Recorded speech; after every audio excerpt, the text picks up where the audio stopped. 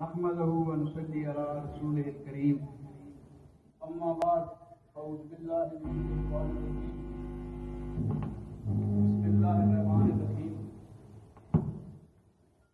والعصر إن الإنسان لفي خسر إلا الذين آمنوا وعملوا الصالحات وتواصوا بالحق وتواصوا بالصبر. انتہائی قابل احترام معزز مہمانان گرامی، میری بہنیں، بیٹیاں اور بچوں، السلام علیکم ورحمۃ اللہ. میں نے سورہ حج تلاوت کی ہے. بزرگ فرماتے ہیں کہ اگر صرف یہ ایک سورت ہی قرآن پاک ہوتا اس میں بہت بڑا سبق ہے. ہم امت عصر کے وقت آئے.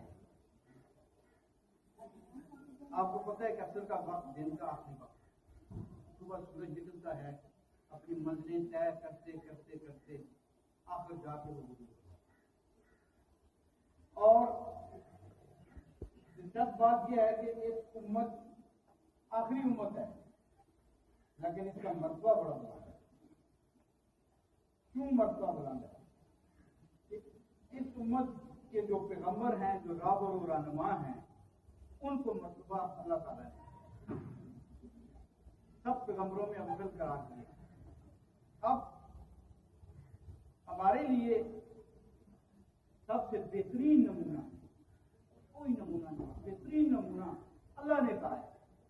یہ کوئی مفتی مولوی قاری میں نہیں کہتا ہوں، اللہ نے کہا ہے کہ میں نے آپ کے لیے بہترین نمونہ نبی اکرم صلی اللہ علیہ وسلم کی ذات میں رکھ دیا ہے. یہاں آ کے بات ختم ہو جاتی ہے کہ ان کے بعد بہترین نمونہ کوئی بھی نہیں.